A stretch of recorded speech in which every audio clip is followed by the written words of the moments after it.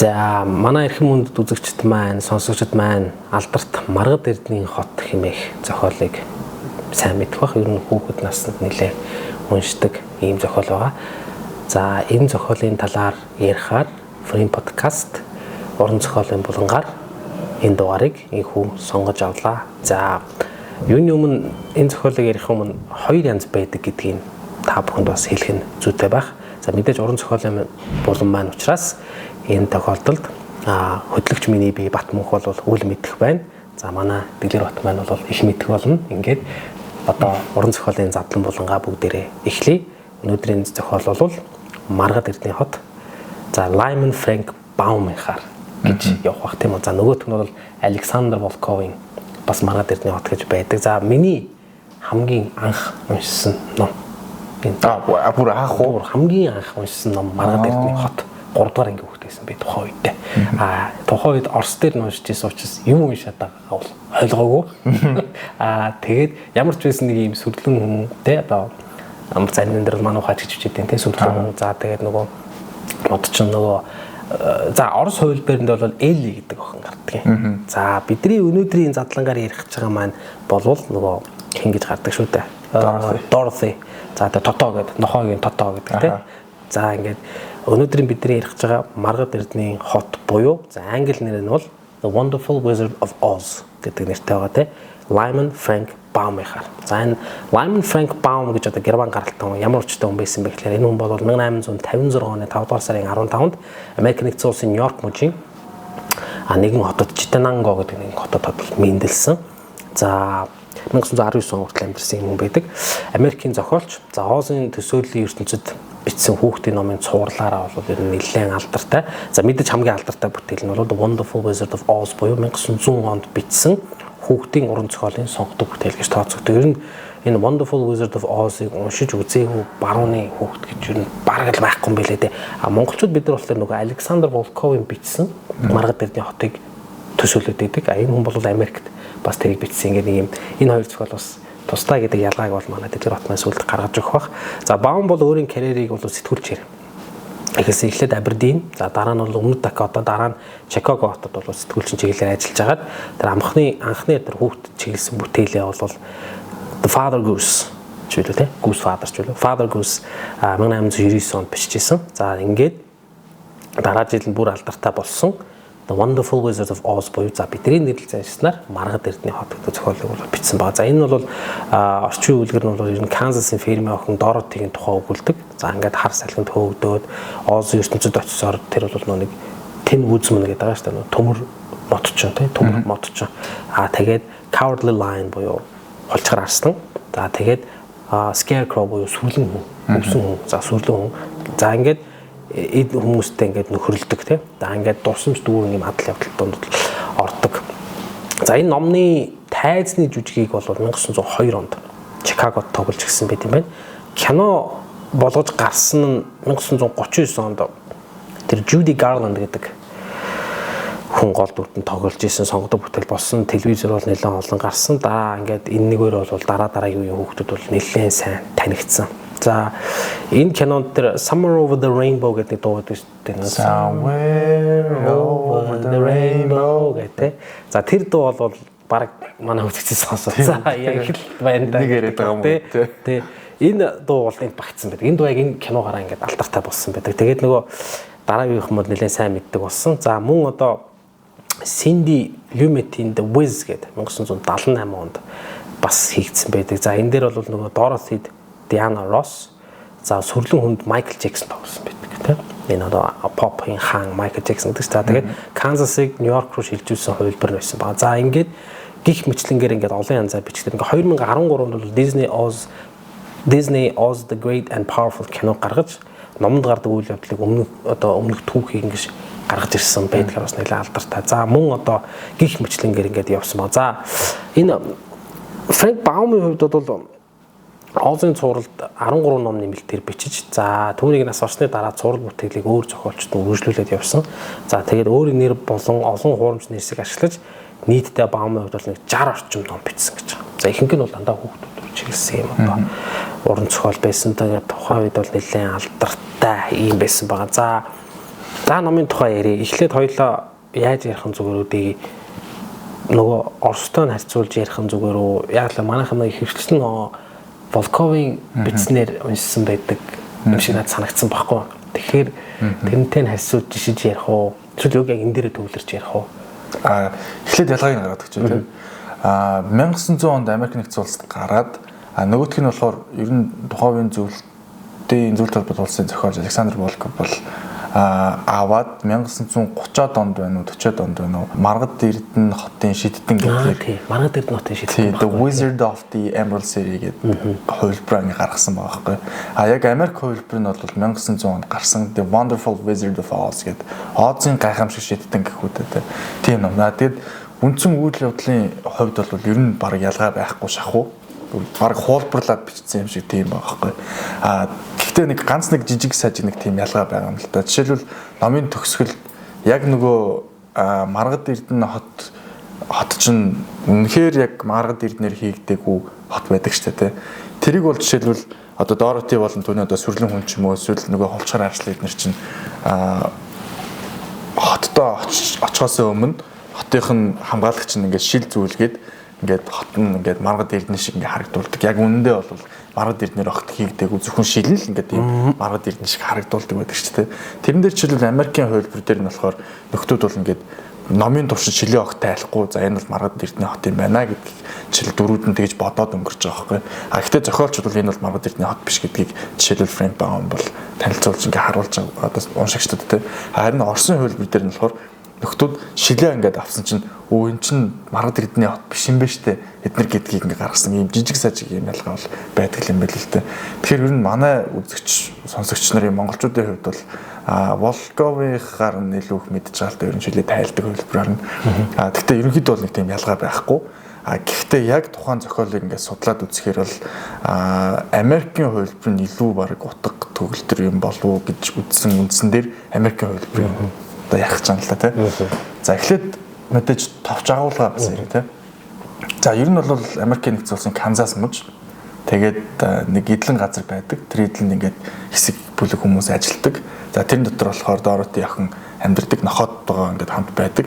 Тэгээд мань Доротигийн хувьд бол нохоо нь бол бүх юм. За дээрэс нь өөрийнхөө ах Хенри за тэгээд эгч Эмили хоёртой ингээд хамт амьдардаг ийм охины талаар энэ ойролцоогоор хэдэн настай юм те нэг 6 мургаан настай юм болов тийм охин ингээд амьдардаг.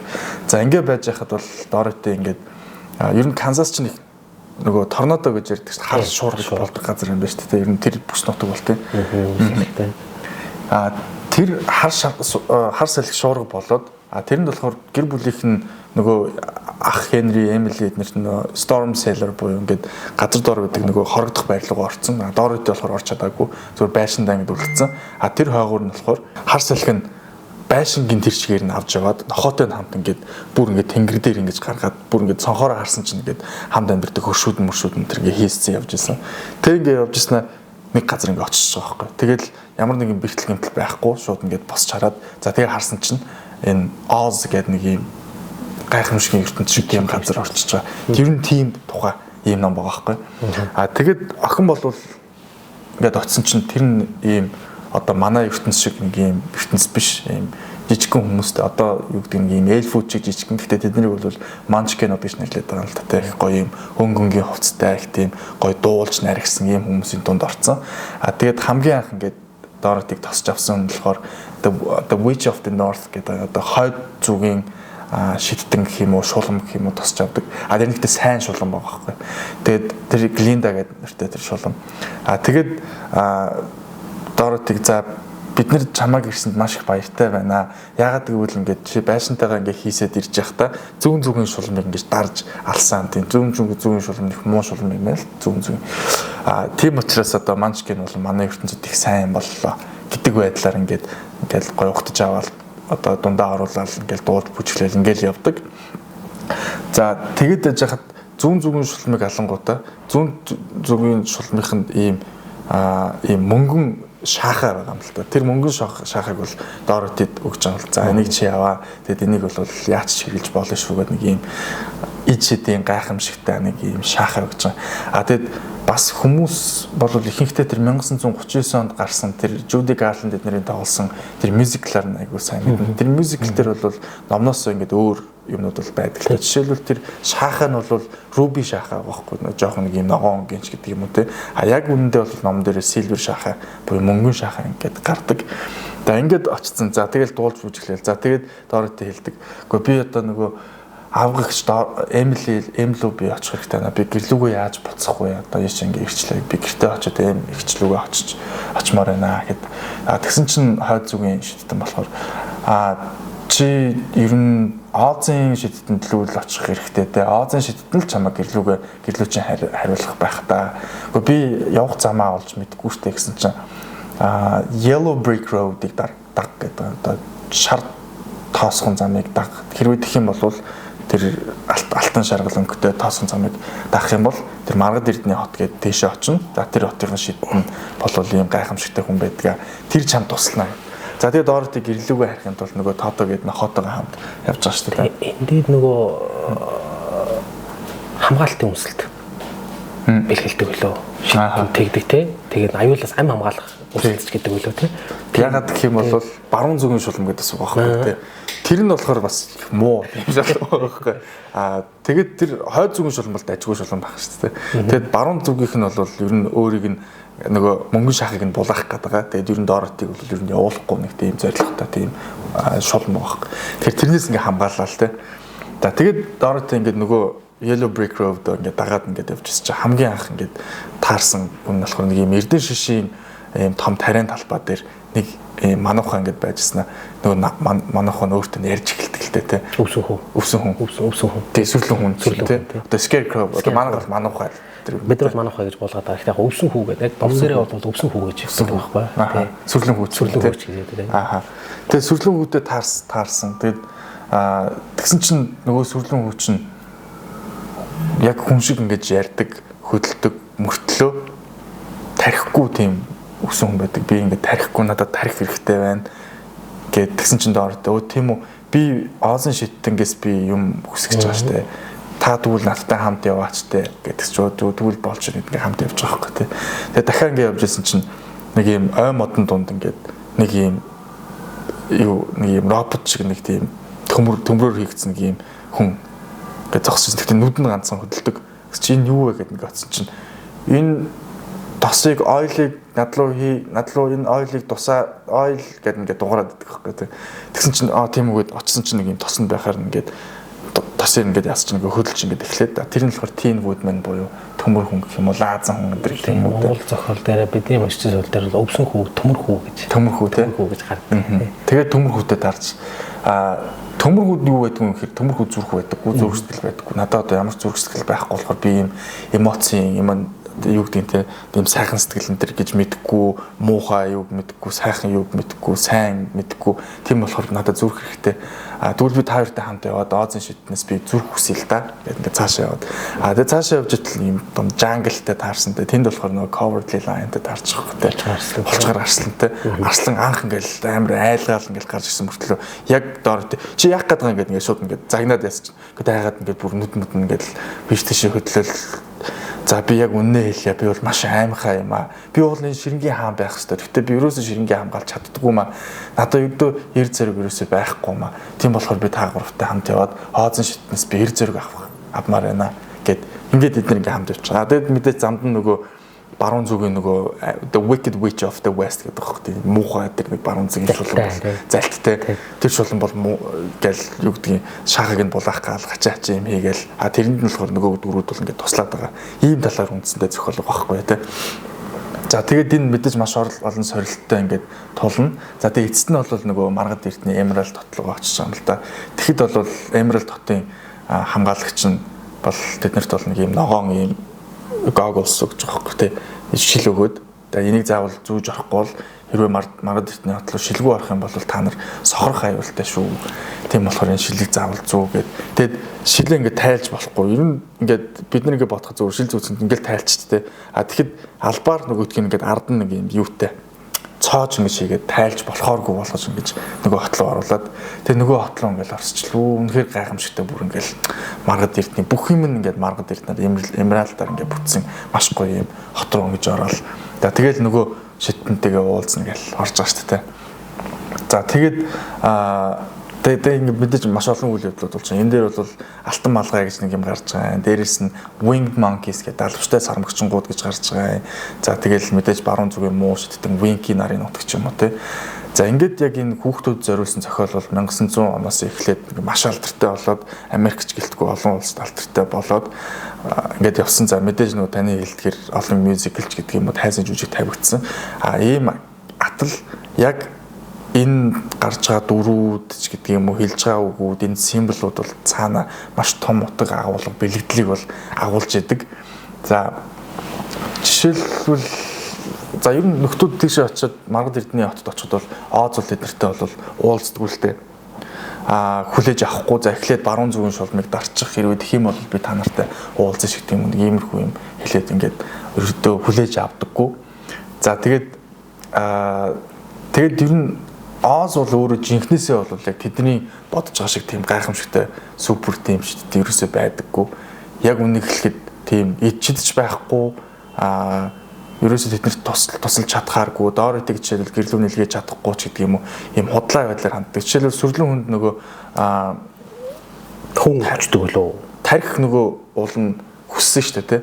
Тэгтэн нөгөө өмнөг чинь толгойг ингээд самраар дүүргэж ингээд чихэнгүүтэй тэгээ нөгөөдгөө юм төмөр утсаар ингээд оргоод за энэ бол тарих гэдэг ингээд хуурчиж байгаа байхгүй тий. Тэгээд төмөр хүнд нь болохоор яадаг гэсэн чинь зүрх хөвгөн гэсэн чинь зүгээр ингээд хөвгөн даавгаар гэсэн зүрх ингээд дотор нь ингэж оруулж игээд за наадах чинь зүрх шүү гэж хэлж өгöd аймгаа арслан болохоор зүгээр юм шингийн за энийг уучих тэгвэл хайгуу тийм зөрөгтэй болно гэдэг. Нөгөөдгийн аймгаа арслан бол нэрэж зөрөгтэй болсон юм шиг санагдаж байна. Тал ингээл явж байгаа юм тухай. За тэгээд дооротид болохоор яаж явуулах вэ гэсэн чинь нэг юм нөгөө шидэнд чинь нэг юм хийм бөмбөлөг шиг ингэж юм хийгээд за тэгээд ингээд явдаа гэд. Тэгээд яг ингээд дооротид явах гэсэн чинь нөгөө бөмбөлөг нь сууж амжихаас өмнө ингээд тэнгэрт ингээд агаарт ингээд нисээд ингээд явчих жоох. Тэгэхээр айгу худ гарах байхгүй. Энэ бол тий даанч нөгөө Озын нөгөө тухайн гайхамшиг орных ерөөсөө Озыг мэддэггүй. Тэгээд зүгээр хүмүүсийг хуураад байдаг. Нэг тийм нөхөртөгтэй мангар юм популист тийм гой юм хилдэг, амлдаг, дуулдаг, бүжгэлдэг мөртлөө тий. За тэгээд нэг цэрэг бол дооротид зөвлөсөн байна л да. Нөгөө дооротид гэрлүүгээ хараагүй, харж чадаагүй болохоор ер нь тэр өмнөдийн шидтэн Глинда ер нь чамд ер нь туслана шүү. Наа чинь бол чадахгүй шүү байдлаар тий. За тэгээд ингээд бас олон саад бэрхшээлүүд ингээд толгарч байгаа гэдэг.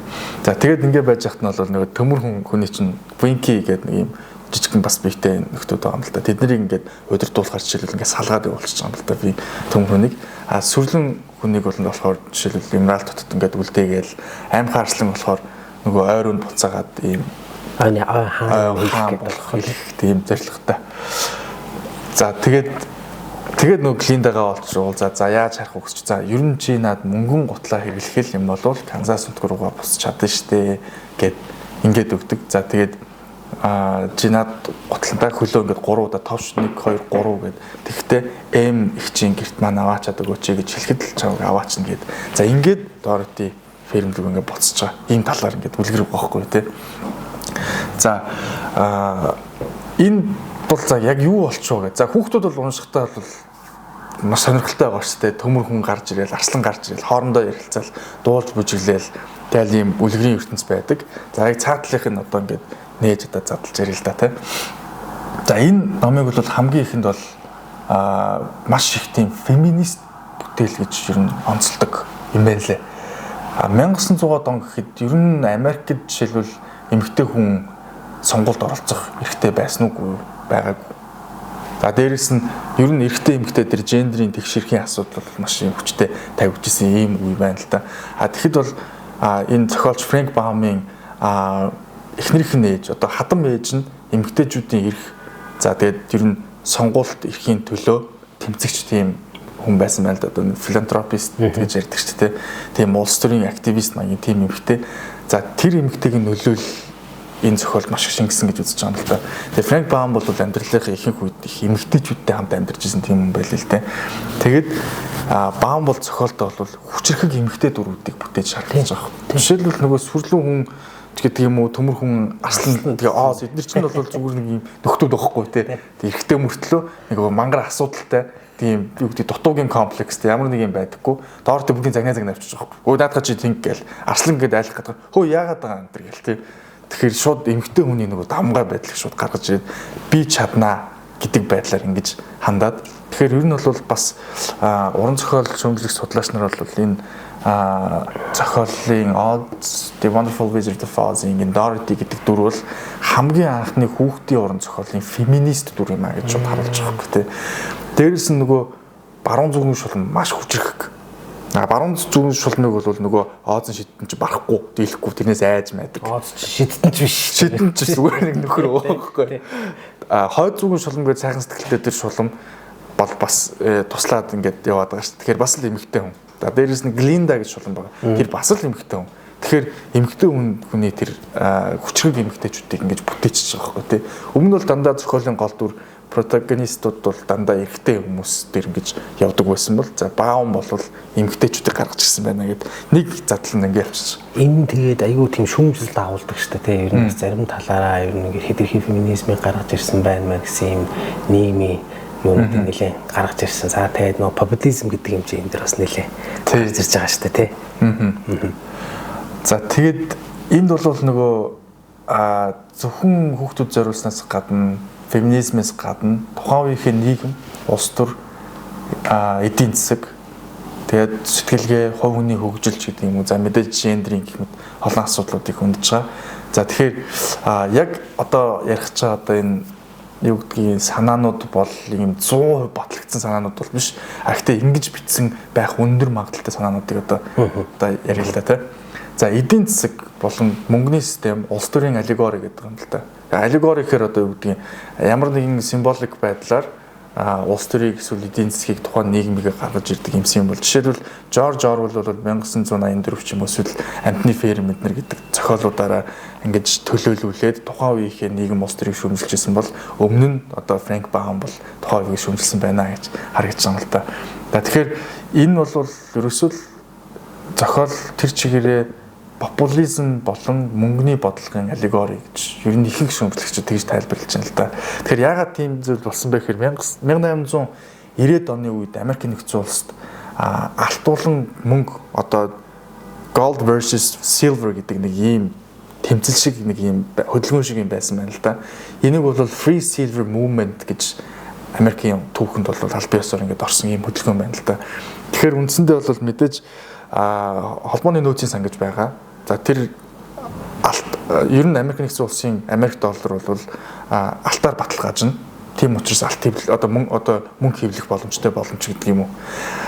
Ингээд эхлэхэд нөгөө мөнгө одоо цаасан мөнгө бага ийм тохиолдолд юмны үн өндөр болох ч гэдэг юм уу. Ийм тохиолдол байна л да. Тэгээ мөнгөний дутмагшлын байдал бол 19-р зууны сүүлүүд Америкт гарч ирсэн байна л да. Тэгэхээр нөхдүүд бол үгүй заавал ганцхан алтаар мөнгийг баталгаажуулж яснаас хажуугаар нь мөнгөөр баталгаажуулъя гэдэг ийм санал гаргаж ирээд за нөгөөх нь ч гэсэн Америкийн хуулинд орох уу яах уу гэдэг талаар нөгөө демократ болон одоо бүгд найрамдагчид нөгөө нөхдүүд чинь хоорондоо асар том ийм улс төрийн хувьд маргаантай ийм байсан байна л да. Яг энэ үед нь энэ зохиол бичигдсэн. За тэгэхээр энэ бол улс төрийн лобби орсон. За яагаад орсон вэ гэхээр нөгөө мөнгөний уурхайн эзэдийн лобби жишээл нэгдүгээрт орж байгаа юм л да.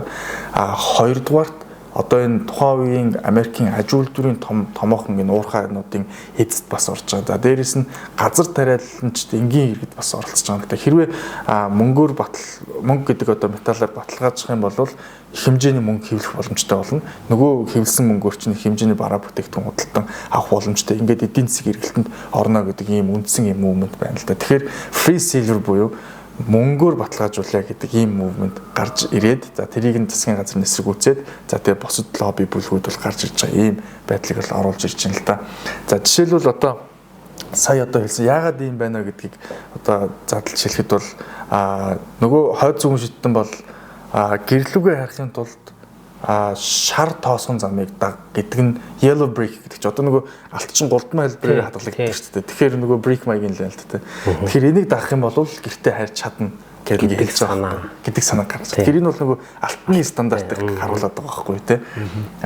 Мөнгөн гутал гэдэг байгаа байхгүй тий. Мөнгөн гутал гэдэг бол яг үннийг хэлэхэд зохиолыг харахад бол нөгөө хойдын шидэн амар сайн шидэн болол за наад алтаа ингээд алтан шаргал өнгөтэй замаа дагаад явах юм бол нөгөө оозын шидэн дээр Emerald City рүү очиод тэгээд чи ингээд гэрлүүгээ харж болно шүү гэж хэлж байгаа шүү дээ. Гэтэл яг үннийг хэлэхэд нөгөө алтан замыг дагаад явхад байнгын нөгөө барууны шидэн чинь гай болол гарч ирээл нөгөө зам дээр нь их тийм явдлууд болж байгаа шүү дээ. За тэгэхээр нөгөө символик утгаараа Yellow Brick Road чинь алтны стандартыг харуулж байна те. Тэгээд Dorothy бол нөгөө алтан замыг дагснаар л нөгөө нэг юу ч чадахгүй шидэн дээр очих юм байна. Дээрээс нь замд нь бол маш их гай бартад цаад бэрхшээлүүд тулгарх юм. Тэгэхээр алт бол бүтгүү гэдгийг харуулдаг байгаа байхгүй нөгөө цаад утгаараа бол тийм. Харин мөнгөн шахаагаа зүгээр 3 товшгонд л гэсэн бүх асуудал шийдэгдээд байгаа байхгүй тийм. За харийг ингүүж шууд мөнгөн шахаа мөнгө туслаад байгаа байхгүй тийм. Silver нөгөө шахаанд туслаад байна шүү дээ тийм. Дээрээс нь энэ бас нөгөө The Wonderful Wizard of Oz гэдэг Oz гэж юу гэсэн үг гэд хүмүүс бас ингээд үнц гэдэг бол үнц гэдэг тийм. Нөгөө алтыг хэмждэг мөнгө хэмждэг юу ч байгаа байхгүй тийм. Тэр энэ бол ounce байж магадгүй гэж хэлээд байгаа байхгүй. Тэгэхгүй зүгээр зарим арай жоохон хөнгөн байдлаар хандхад бол энэ зүгээр юм хүүхдүүдийн ингээд сонирхлыг татах байдлаар Oz энэ гэх юм бол юм сонирхолтой тийм Wizard of Oz гэх нэг юм mysterious юм шиг ингээд сонсогдож байгаа шүү дээ. Тэгтээ яг үндэ бол энэ ounce байх гэж миний хувьд бол жишээлбэл тэгж тэрнтэй нь бол санал хэлдэг байхгүй. Энэ бол ounce л байгаа гэдэг байдлаар. За тэгээд бас түрүү хэлсэнчлэн нөгөө хөдөө аж ахуйн салбарт ажиллаж байгаа хүмүүс бол яг тухайн үед бол маш их өөртөө дээрээс нь үйлдвэрчид бол ажилгүй болсон байна. Тэгээд банк төмөр замын магнатууд бол тухайн үед их дамгаалж исэн гэдэг ийм тухайн нийгмийн одоо суурин дээр бичиж байгаа байхгүй. Тэгэхээр нөгөө зүүнний шиднийг дарж ингээд алаа доортой буугаад байгаа шүү дээ. Тэгэхээр Америк нэгдсэн улсын зүүн эрг дагуу их томоохон банкуд байгаа шүү дээ. Bank of America ч юм уу эсвэл нөгөө холбооны нөөцийн санч гэдэг юм ба. Тэгэхээр нөгөө зүүн гэдгээрээ нөгөө зүүнний томоохон банкуд болон нөгөө тухайн үед хамгаалж ирсэн төмөр замын магнатуудыг төлөөлүүлж хийлээд байгаа юм болов те. Тэгэхээр хойдох нь гэдэг чинь одоо ер нь тариач одоо тэгээ харахад өмнө Дакота мож гэдэг юм уу эсвэл Idaho энтрийг гэд харагдахад дандаа л газар тариалан гинэж байдаг шүү. Kansas энэ тий адилхан. За дээрээс нь одоо энэ дөрүүд дээр бас их айхтар ингэж гараад ирж байгаа байхгүй тий. Тий миний анзаарснаар нөө манах өвсөн хөө тий. За энэ манухын дүрээр бол яг ер нь ингээд ном дэх байдал нарахаар ерөөхдөө нэг тийм одоо хөдөөний тариач юм уу та. Тий нэг хөдөөний тариач. Тэгээд зарим юм дээр бол нэг тийм таригдууч гэх юм уу тий. Тэгээд яг чинь тарихгүй гэл нэг юм яваад байгаа шүү концепт. Энэ баг нэг Марсыг илэрхийлээд байгаа юм шиг тий. Ер нь нэг тиймэрхүү юм санаа гарч ирээд байдаг. Гэхдээ санаасалтай манай хүн бол уул аймаг санаасалтай хүн байгаад байгаа шүү дээ. Тэр одоо юуг бол үүсмэн буюу нөгөө төмөр түлээч төмөрхүү одоо бас л олон янзаар л байгаа юм л да. Тэр бол яг ажилч аж үйлдвэрийн тий ажилчны дүрийг гаргаж байгаа бол арслан биш тань холцгоор харсан. Тэр бол ер нь улс төрийн томоохон төлөөлөл. За тэгээд нөгөө юу гэдэг вүлээ? Үгэн сайханч үүс нь явж өгдөг нэг тийм бүтлгэн улс төрчийн дүр зургийг одоо энэ аим хаарслан гаргаад яг радикал шийдвэр гаргаж чадахгүй тийм холцгордоо харахад нэг сүртэй тийм байгаад байгаа. За тэр муу шийдтнүүд байгаа шүү дээ. Баруун зүгийн шийдтэн гээл зүүнний гээл тэр бол ерөөдөө эрх мэдэл төрсэн хүмүүсийн дүр төрхийг илэрхийлж байгаа юм болов уу гэж бас харагдаад юм л л дээ тий. Тэгээд дээрээс нь нөгөө Wizard of Oz гэдэг нөхөр чинь бол улс төрийн удирдагч гэдэг байгаа байхгүй тий. Ер нь бол тэгээд тухайн ертөнцийн удирдагч үнэн байхгүй тий. Гэхдээ нэг юм элдв шалтуун шоу зингэнтэй нэг юм популизм хийхээс өөр юм хийж чаддаггүй ард олныг хуурдаг ийм нөхрийг ингээд илэрхийлж байна гэж тий. Тэгээд за мэдээж нөгөө түрүү ярьсан нөгөө феминист үзэл бол Dorothy охин, Glinda гэдэг явчихж байгаа. Дээрээс нь одоо яг хувь хүний хөгжил талаасаа ер нь метафор болгож оруулж ирсэн хэсгүүд байна л та. Тэгэхээр ер нь хүн болгонд хайж явдаг юм байдаг гэдэг бас санааг яг уран зохиолын хувьд бол бас гаргаж ирсэн болов те. Одоо нөгөө зүрх хайгаад ч юм уу те. Эсвэл аймхай хулчгаар арслан чинь нэр зориг хайгаад ч юм уу. Тэгэхээр хүн болгонд өөрт нь ямар нэгэн зүйл дутагдж яадаг. Тэрийг бол амьдралынхаа турш ингэж хайж явдаг. Тэгэд энд бас ингээд дахиад ингээд давхар бодохоор яг үннийг хэлэхэд сүрлэн хүн ийм юу гэдэг тарихгүй оюун тэнэгч юм шиг мөртлөө яг зохиолын явцад хамгийн ухаалаг санаануудыг мань сүрлэн хүн гаргаад байгаа. Тарихгүй гэдэг бас өөрөө бол тий. Өөрөө тарихгүй өөрийгөө тий. Гэхдээ би тарих надад хэрэгтэй юм гэж боддог. Тэгээд гоо наан чин унтаж болохгүй, наан чин шулмын явуулга байж болно энэ төр гэдэг тийм айхтар ухаалаг санааг бол энэ сүрлэн хүн гаргаад байгаа байхгүй уг нь тий. Тэгэхээр за мөн нөгөө талаас Teen Woodman тий нөгөө төмөр хүү маань тэр нөхөр чинь зүг сэтгэлгүй гэж байгаа боловч хамгийн өрөвч нэмчин сэтгэлээр зохиолын туршин гэдэг таарж чад өрөөдөд хандаад яваад байгаа байхгүй. Тэгэхээр мань хүнд өөрт нь зүрх сэтгэл бас байсан байгаа байхгүй тий. Хулчгар арслан гэдэг өөрөө би аймхаа юм л да гэдэг байгаа боловч яг нөгөө барууны айхтар том шулам гараад ирэхэд нөгөө нөхөрч нь гарч ирж цээжээрээ хамгаалаад байгаа байхгүй. Тэгэхээр аль хэдийн өөрт нь нэр зэрэг байсан байж таарад байхгүй. Дээрээс нь Дороти гэрлүүгээ харах ямар ч арга зам байхгүй нэгээс чинь яг нөгөө номын туршид өмсөж явж байсан Сильвер шаахан байгаа л байгаа байхгүй мөнгөн шаахан. Нөгөөтгөл өмсөө яваад байгаа. Нөгөөтгөл өмсөө яваад байгаа байхгүй тий. Өөр юмнаас хайгаад байна шүү дээ. Тэгэхээр энэ бол яг нэг тийм метафор маягаар оруулж ирсэн. Танд бүх хүч чадал бүх зүйл ч байгаа. Эхлээд ер нь өөрлөгөө өнгөж харах хэрэгтэй шүү гэдэг ийм санааг ингээд бас харуулж ирж байгаа байхгүй. Яг уран зохиолын хувьд ярихад бол тий. За тэгээд мэдээж яг тухайн үед бол гажуул дөрвчлэлтийн бол хийдгүй ингээд өрнөдөө явж байгаа. Тэгээд давлгаач явж байгаа шүү дээ. Ер нь юм л явж байгаа шүү дээ. Америк нэг юм тэнгэл байгаа шүү дээ. Эсвэл энд бол нөгөө мэдээллийн технологи ажилтны хувьс бол нийгмийн өөрчлөлт төр ингээ харуулад жишээлбэл төмөр хүн гэдэг бол 1800 оны уран зохиолд төмөр хүн гэдэг тийм бүр байх байтгүй нэг тийм санаач байхгүй байсан болов те. Ингээд шин 100 гарч ирснээр юу гэдэг төмөр хүн дүрд орж ирэх ч гэдэг юм уу. За технологи үйлдвэрчлэлт, машинжуулалт гэдэг бас харуулж иж болох юм. За ингээд мөн одоо машин хүн хоёрын харилцаа гэж харуулж ирсэн юм байна л да. За бас бүр ингээд илүү гүн гүнзгий явах юм бол бас ийм алхимийн болон теософийн ийм санаанууд ингэж орж ирж байна гэд. Энэ дээр жишээлбэл Оозын ертөнцид аялна гэдэг нь хувь хүний хувьд өөрийнх нь өөрчлөлтийн ийм алхим байж болно. Өөрөө өөрчлөгдөж байгаа тэр одоо юун дотор мөн шар тоосгон зам, мөнгөн гутал гэх мэт ийм энэ одоо шар тоосго гэдэг бол алхим судлалт бол жишээлбэл нэг ийм том судалгатхан юм байна л. Тэгэхээр тэднийг ингэж ашигладаг ч гэдэг юм уу. За ингээд бас энэ жоохон юм сүнслэг байдлаар бас оруулж ирж болно. Гэхдээ бас энэ сонирхолтой зүйл нь би бас яг жишээлбэл номын одоо ингээд уншиж байгаа юм л да. За тэгээд тэрний дараа нь бас 1939 онд гарсан киног нь харж байгаа л. Тэгэхэд нэг тийм маш юм сонин юм Дороти байжснаа л гинт ингээд байшин хийс явж байснаа гайхамшиг ертөнцид очивол тэгснээл дуулж байгаа тэр Somewhere Over the Rainbow гэдэг дуун хүртэл би бүр маш хай болмоор байна ч гэж ах шиг. Би ингээд үүлнээс дээгүүр ингээд хөвмөр байна гэл. Тэгэл хэсэг хугацааны дараа ингээд сонин юмнууд хараад дүрснүүд ингээд хараад. Тэгэд энэ зарим судлаач нар энэ Дороти гэдэг охин эцэг их нь одоо юу гэдгийг нас урчсан ч юм уу байхгүй ийм өнчөө охин. За тэгээд гэр бүлийнхээ одоо тэр Хенри болон Эмили гээд хоёр ах эгч хоёр дээр ингээд байж байгаа. Тэгээд энэ магадгүй нөхөн мансуураад байгаа юм шүү.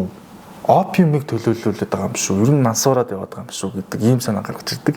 Энэ бас үнэлэлгүй бас биш санагдаад байна. Би өстө тэр санаагаар нь харж байгаа юм байна. Сонь юм хараа. Тэгээд нөгөө psychedelic маягийн одоо юу гэдгийг олон төрлийн одоо ийм харт амигнууд байдаг шүү дээ. Тийм зүйлүүд одоо хэрэглэсний дараа иймэрхүү зүйлүүдийг харах боломжтой гэсэн ийм санаа. Тэгэхээр нөгөө яг 39-нд гаргасан нөгөө мюзикл дээр нь Judy Garland энэ төр тоглодог. Тэрэн дээр нь бол яг одоо юу гэдэг нөгөө хэлдэг шүү дээ. Мөөг ч гэдэг юм. Нэг тийм psychedelic хүний нөгөө оюун ухаанд мансууруулдаг тийм элементүүд байна шүү дээ. Тэднийг хэрэглэсний дараа л иймэрхүү зүйлийг харагддаг гэдгийг зарим хүмүүс батлаад байгаа байхгүй. Дээрээс нь зохиол дээр хамгийн гол үндэслэл нь бол нөхдүүд ингээд явж чад яг тэр цаана Маргад Эрдэнэ ингээд хот харагдаж байхад өө ашгүй Маргад Эрдэнэ хот маань биш тэгэл яг нөгөө нөхдүүд чинь баярлал гүүгээл явж ирсэн чинь нэг юм намуу цэцгийн талбайд очиж байгаа байхгүй. Тэгсэн чинь нөгөө шийдсэн чи өө та нар ийм амархан Маргад Эрдэнэ хотод очих юм уу те гэснэ. За тэгвэл наан чинь би намуу цэцэг тарья тэгээд унтуулъя гэд. Тэгээ намуу цэцэг ингээд тарьчих байгаа. Тэгэхээр намуу цэцэг бол опиумын бэлэг. Тэр тэнд очиж бүгдээр унтчих байгаа байхгүй. Тэгэхээр тэрийг ингээ харахаар юу юм чинь мансуураад яваад байгаа охин юм шүү гэдэг нэг юм сонин жишээлбэл санаа гаргаад ирж байгаа байхгүй. Тэгээд бас дээрээс нь барууны юм хит радикал санаанууд орж ирэхэд бол жишээлбэл тэр Somewhere Over the Rainbow гэдэг яг тэр дууны үгнүүдийг нь хараад хахад яг л мансуурмаар байна ч юм уу эсвэл яг энэ байгаа энэ бодит байдлаас байхгүй харин тэнгэртэл бүр одоо хай гэдэг чи одоо юу гэдэг нөгөө өвсөн тэр хэрэглэхээр тийм ер нь хай боллоо гэж ярьдаг шүү дээ. Тэгэхээр бүр хаяас хайл болмоор байхгүй ер нь тэр охин бол гих мэтийн энэ бол хитрхи дарк гэж магадгүй тийм. Эвгүй хүч одоо дүгнэлтүүдийг гаргасан байлаа л тийм. Энэ дээр яг зарим судлаачдын тэр ялангуяа дөрүүдээр түрүүн эхний хэсэгт нөө феминизмын талаараа угаасаа ярьсан. Тэн дээр бол зохиол дээр нэлээд тодорхой харагдаг. Тэгээд тэр эмэгтэйчүүдийн дөрүүдийн утгыг ярихад за Доротигийн хувьд бол нэрийнх юу байгаа сте. Тэнд байгаа баг ганц эмэгтэй тий. Тэгсэн мөртлөө хамгийн шийдэмгийн хамгийн зөрөгтэй хамгийн одоо шийдэмгийн ингэж яадаг. За тэгээд тэр эрчүүдийн юу одоо ерөнхийдөө бол яг тэ мануух өвсөн хүү төмөр хүү яг нэг зохиол унснараа л ирээд тань л да. Тэгээд улцгар арслан 3 бол гэж байгаа сте. Ерөнхийдөө чадахгүй гэдэг бодол тэднэрт байдаг тий. Тарих нэг нь тарихгүй, нэг нь зүрх сэтгэлгүй, нэг нь зориггүй ч гэдэг юм уу. Тэгэхээр нөгөө ер нь бол яг ийм зүйлсэнд дутагдaltaй байхгүй байна гэдэг бас нэг эрчүүдийг нэг жоохон юу яасан юм санаа бас байж болох юм а гэсэн нэг тийм дүрийн юу гараад байдаг юм шиг санагдаад байдаг байхгүй. Дээрээс нь бүр муухай даах юм байхгүй. За энэ дэр за ер нь бол ингээд хүүхдийн уран зохиол дээр маш олон ийм зохиолууд байна шүү дээ. Одоо жишээлбэл сүүлд гарсан тэр Neil Gaiman-ы нөгөө Coraline гэж зохиол байна.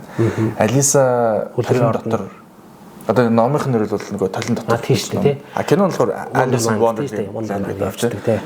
Байна. Дээрээс нь юу гэдэг бүр нөгөө 1800 онд руу орвол Dickens-ийг хөлөө Жонон гулгч хоёр ч. Mark Twain-ийн Prince and the Pauper тий. Жонон гулгч хоёр тий. Энэ гэ зохиолуудыг хараад хахад яг хүүхдэд зориулсан уу гэдэг нь тийм асуулт юм шиг хэрэгцээтэй Oliver Twist байна бас тийм. Хүүхдүүд бол мэдээж одоо энэ Маргад Эрдэнэ хотын шидтэн эдрийг уншихаар бол ямар гоё юм байл ч юм уу ингээл өнгөрнө л дээ. Гэхдээ яг цаатлаг утгасан. За энэ дээр сүрлэн хүүгийн түүх хичээлэл гаргаж байгаа хгүй. Сүрлэн хүү ягаад сүрлэн хүү болсон юм бэ ч юм уу. За энэ дээр болохоор энд бол Munchkin Bock гэдэг нэг хүний талбайд ажилладаг хүү байсан юм байна. Одоо яг манай сүрлэн хүү бол яг жинхэнэ хүү байсан. Яг цаатлахын юу гэн бол тэ. Тэгээд нэг өдөр нөгөө газрын эзэн нөгөө Bock ч яг ажилт нь сэтгэл дундуур. Тэгээ энэ юм хийхгүй байна. Зүгээр тоглож наргиж идэж уухаас өөр юм хийхгүй байна гэд за тэгээд өөрөө ингээд биеийг нь сүрлэрч ихэд за тэгээд ийм хэрэг үргэх хүн болоод ер нь Scarecrow болгочихж байгаа байхгүй. Тэр нь зүгээр амьд хүнийг те. Тэгэхэд зүгээр тэрийг зүгээр барыг одоо яасан одоо алсан ч юм уу те бүр тийм байдлаар ингээд тэгтээ нөгөө яг зохиол дээр бол надаас хэрээнүүд юусоо айдгүй маа хурж ирээл харин тоншоод үдгийг миний юун тийм амттай юм болон тэр гэж хэлээд байгаа. Тэгэхээр нөгөө нөхрөө чинь хүүхд чинь авчраад тариан талбай дээр зүгээр очиод ханг хийсэн баг зүгээр өлгцсөн байгаа байхгүй. Тэгэд мэдээж нөгөө өгсөн хүний цогц мах идэх гэдэг утгаар за хүүхдүүд битүүлцээрээ тий. Нөгөө хэрээнүүд очиод жишээлбэл тоншоод байгаа тийм учиртай ч гэдэг юм ийм дарк тайлбарууд байгаа байхгүй тий. Тэгэд ер нь бол энэ тариачин хүү бол бүр тэр эдлэн газар дээр бол бүр боол шиг ажиллаж исэн. Тэгээ эзэн нь уурлаад тархин суулж аваад сүрлэр дүүрээд тэгээ ийм талбайд өргөсөн гэд. За тэгээд ингээд ийм сүрлэн хүн болжээ гэдэг ийм таамаг бол байна. За тэгээд The Tin Woodsman гэдэг те Nick Chopper гэж хүн байгаа байхгүй. Анхны яг романыхны хувилбар дээр энэ хүний хувь тавиланг бол маш аимшигтай төрсөлтэй байна л. За энэ болохоор энэ бол бас л одоо жинхэнэ хүн байсан. Тэр Munchkin Land гэдэг нэг жижиг хүмүүс амьдардаг ойд бол түлээчин ийм залуу Nick Chopper гэж залуу байсан. Тэгээд нэг охин дурлсан байгаа юм да. Munchkin жижиг охин дурлсан байгаа. Тэгтээ зүүн зүгийн муу шидтэн тэрэнд нь атаархаад сүхэнд нь илб хийгээд тэгээд нөгөө сүхэ барингуудаа мод ингээд огтлох бүрд нь биеийг аль нэг хэсэг тасардаг байсан байхгүй. Нэг хуруунд тасраал. Хоёр яхад 7 хуруунд тасраач юм бол гар нь тэр чигээрээ тасарч унаал. Тасарч унах болгонд нь нөгөө Woodman маань нөгөө тасарч унсан хэсгээ төмрөөр ингэж орлуулж ингэж хийдэг. Ингэж явсаар хагаад ингээд төмөр хүн ингээд болсон. Ийм түүхтэй юм байна л да. Тэгээд сүүлдээ нөгөө төмөр хүний чинь нөгөө дурлалт охин хараад өөрөөс нь бүр айгаад тэгээд өөртөө нь ерөөсөө юм байхаа болоод холдож явдаг ийм талаар. За тэгээд төмөр хүн маань ганцаардаад тэгээд бүр юу ч хийхэ болоод нөгөө түлэн бүлэгээ ч энэ авахгүйгээр зүгээр ойд зогсоод ингээд уйтгаралж ингээд зогсчоод тэгээд бороо орох болгонд нөгөө төмөр нь багаар зэврээд ингээд хөдөлгөөнгүй ингээд болцсон байхад нь Дороти яг таарсан байгаа юм л та. Тэгээд нөгөө зөөлөн сэтгэлтэй болсон ч гэсэн хайр бол байдаггүй гэж бол шидтэн хэлдэг. За мань хүний хайр гэдэг мэдрэмж нь буураад гимшил болж хувирсны илэрхийлэл болгодог юм байна л да. Энд бол тэгэхээр хүнд ч хайрлуулдаггүй ийм одоо эмэгтэй хүний ганцаардалтай байсан учраас нөгөө шидтэн энэ хайрлалж дурлцаад байгаа нөхрийг хараад за энийг юу н хараа гэгээд ингээд болцсон. Тэгэхээр нэг юм киборг маягийн болцсон л харуулад байгаа юм л та. Тийм учраас зүрхээ алдсан юм аа. Аймхаа арслан гэдэг. Арслан бол шингэн хойд амьдардаг тийм. Бусдыг айлгах замаар өөрийнхөө аймхаа байдлыг нуухыг оролддог. Хүчтэй сүрдмээр харагдах ч гэсэн үнэндээ бол аймхаа байдаг. Тэгээд арслан болохоор ер нь дотоод эмгтээлэг шин чанартай эрэгтэй хүнийг бэлэгддэг гэдэг. Гаднаа бол нэг юм бүдүүлэгч юм шиг хээгүүч юм шиг тий ирмэг ус сахлан ингээл яасан том биетэй нэг юм айхтар харагддаг мөртлөө дотроо бол эмгтэй хүн шиг нэг тийм бүр юм одоо юу гэдэг юм нандинч гэдэг юм уу их тийм аймхаа тийм эмзэг тий ийм дүрийг жишээлбэл харуулж байна гэдэг. Дээрэс нь Озма гэдэг нь Озны хатар хаан гэж байгаа тийм. Энэ болохоор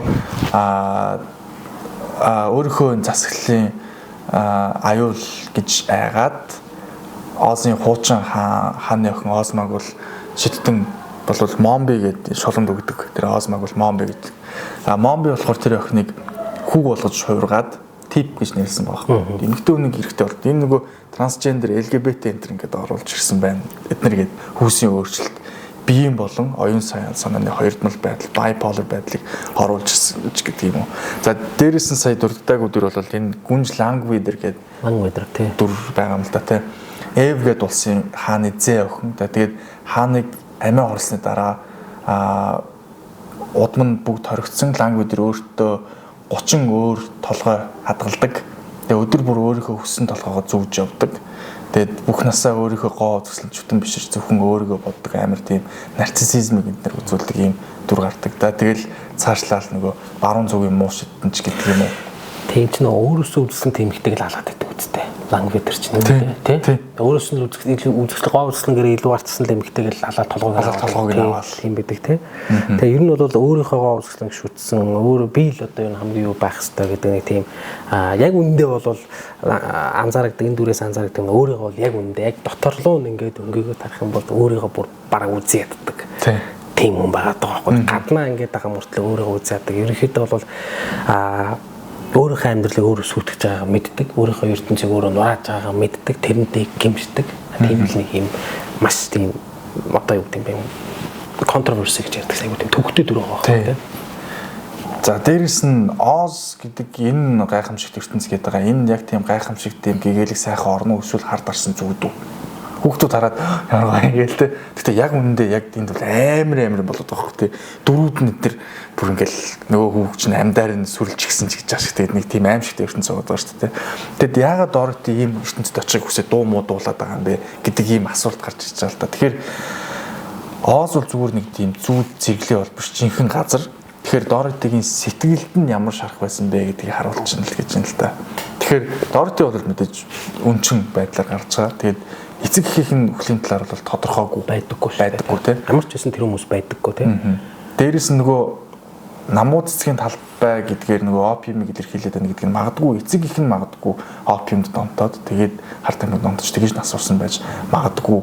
Тэгээд хожим нь болохоор нөгөө авгагч авгахаа ахтайгаа хамт амьдэрдэг болсон болов уу гэсэн нэг тийм.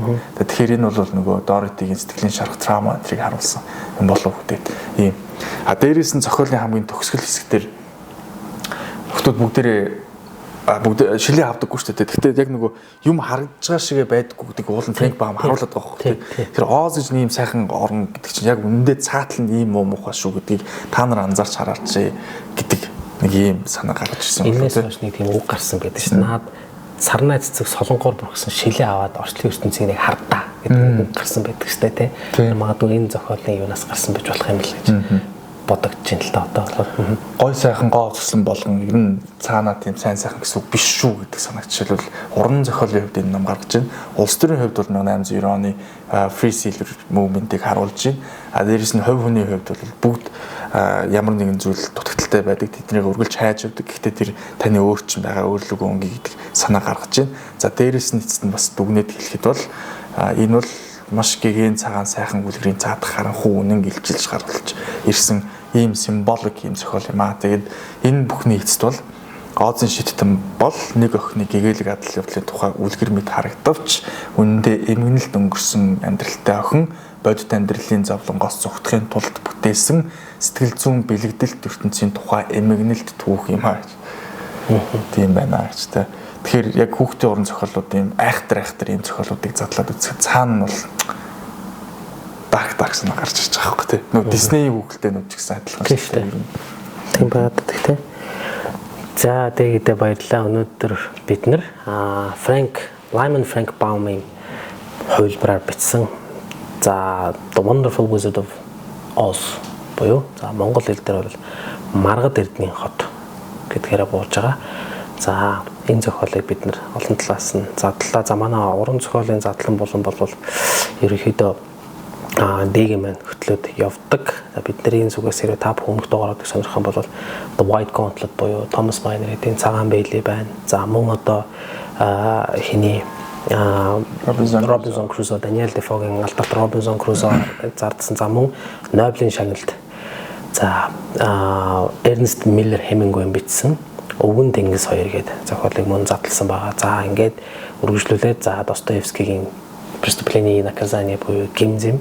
За Виктор Мари Хьюгогийн Les Miserables буюу Шовтор хүмүүс гэх мэтсэн зохиолуудыг өмнө бид нар задлж ярьсан бол өнөөдөр бид нар Маргад Эрдэнийн хот хэмээх энэ бүтээлийг задлж ярьлаа. За ингээд цаашаа задлах зохиолууд бол ингээд биднэрт бол мянга-мянгараа хэдэн 10-аараа за мянга-мянгараа чаашаа тий хэдэн 10-аараа харагдаж байна. Тэгээд энэхүү дугааруудыг бас бэлтгэхэд бидний зүгээс асар их цаг хугацаа хүч хөдөлмөр ордог учраас энэ дугаарууд маань бас нэг тодорхой та бүхнийг бас хүлээлгдэг.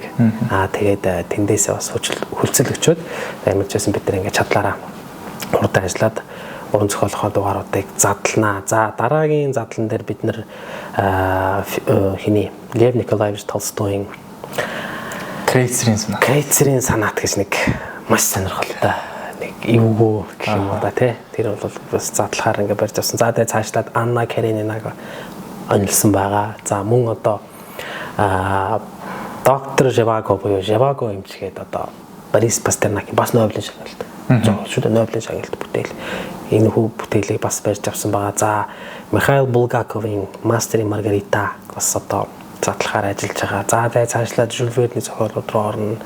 За Дюма руу орох бах. Виктор Хьюгогийн одоо Собор Парижская Богоматерь буюу Парисын дэргийн сум надад бол ийм түүний задлахыг сонирхолтой байх болов гэсэн ийм одоо хүлээлттэй байгаа. Гэх мэтлээ ингээд манай уран зохиолын дугаалууд маань цаашаа үргэлжлээд явах юмаа ингээд за дээдээ тэр утта баярлалаа.